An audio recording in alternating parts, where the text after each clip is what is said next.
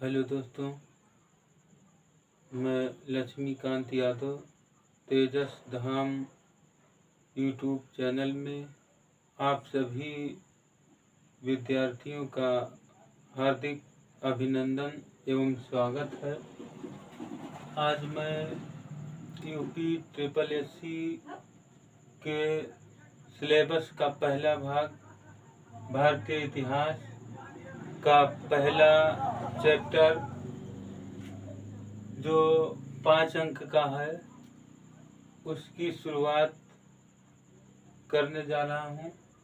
और इस चैप्टर को भारतीय इतिहास के अंतर्गत पहला इंडस सिविलाइजेशन,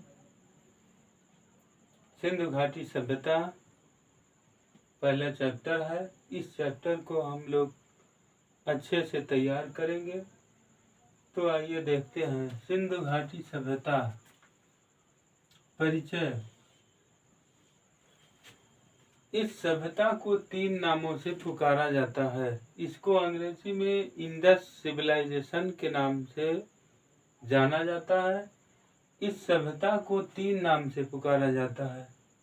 पहला नंबर सिंधु सभ्यता, दूसरा सिंधु घाटी सभ्यता और तीसरा हड़प्पा सभ्यता।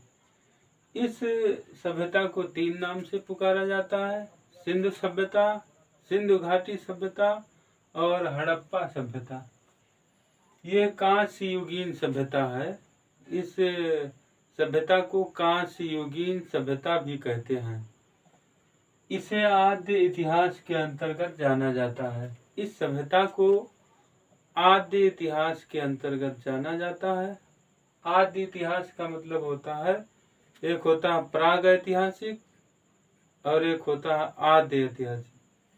तो प्राग ऐतिहासिक का मतलब होता है कि इतिहास में जो लेखन कला के पहले की बात की जाती है। जब लेखन कला प्रचलन में नहीं था तो उसको प्राग ऐतिहासिक काल कहते हैं। और जब लेखन कला का प्रचलन हो गया तो उसको आद्य ऐतिहासिक काल से जाना जाता है। इस काल में ये होता था कि आद्य ऐतिहासिक काल में लेखन कला का प्रचलन था, लेकिन इस सभ्यता के लेखन कला को आज तक कोई भी विद्वान या कोई भी जो है इतिहासकार उसको पढ़ नहीं पाए। इसलिए नहीं पढ़ पाए कि वो जो इस आद्य ऐतिहासिक अंतर्गत जो ये सभ्यता की लेखन कला थी वो बहुत ही जो है भाव चित्रात्मक रूप से लिखी जाती है। जिस तरह से इमोजी बनाई जाती है उसी टाइप से लिखे जाते थे, तो उसको पढ़ा नहीं जा सका। और इस लेखन कला को लिखने का जो व्यवस्था था वो सर्पिलाकार था। इस तरीके से दाएं से बाएं, बाएं से इस तरह से लिखने की जो कला थी। तो आद्य ऐतिहासिक के अंतर्गत जो है लेखन कला का प्रचलन था, लेकिन इसको पढ़ा नहीं जा सका।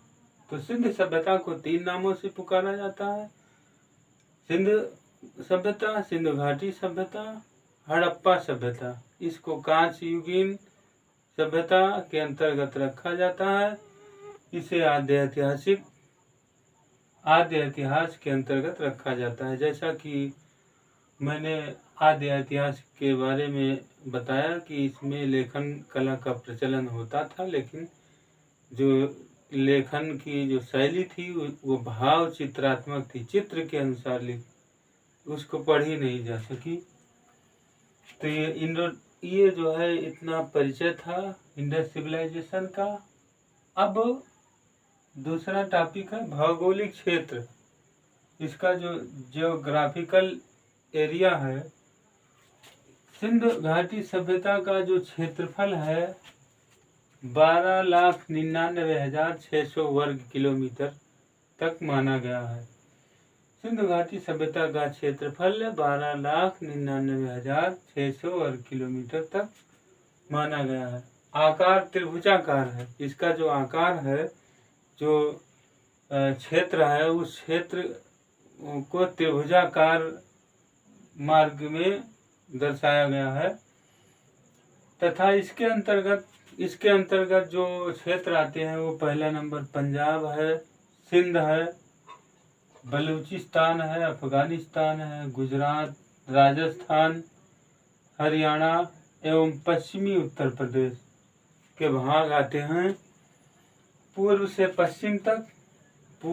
पश्चिम तक जो सिंधु घाटी सभ्यता का विस्तार है वो 1600 किलोमीटर है और उत्तर से दक्षिण तक 1100 किलोमीटर तक इसका विस्तार है। तो आज हम इतना पढ़ेंगे, केवल परिचय और भौगोलिक क्षेत्र। इस टॉपिक को अच्छे से क्लियर करते हुए थोड़े थोड़े टॉपिक को पढ़ते पढ़ते हम लोग आगे बढ़ेंगे।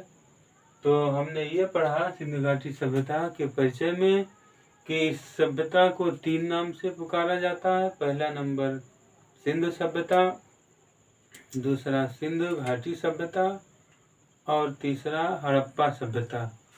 फिर ये बताया गया है कि इसको कांस्ययुगीन सभ्यता कहते हैं और ये आद्य ऐतिहासिक जो है आद्य इतिहास के अंतर्गत रखा गया है।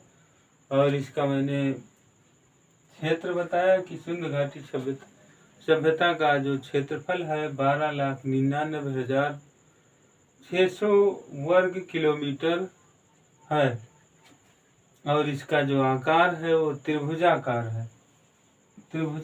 है तथा इसके अंतर्गत जो राज्य हैं उनके नाम दिखाए गए: पंजाब, सिंध, बलूचिस्तान, अफगानिस्तान, गुजरात, राजस्थान, हरियाणा एवं पश्चिमी उत्तर प्रदेश के भाग आते हैं। पूर्व से पश्चिम तक जो इसका विस्तार है वो 1600 किलोमीटर है और उत्तर से दक्षिण तक जो इसका विस्तार है वो 1100 किलोमीटर है।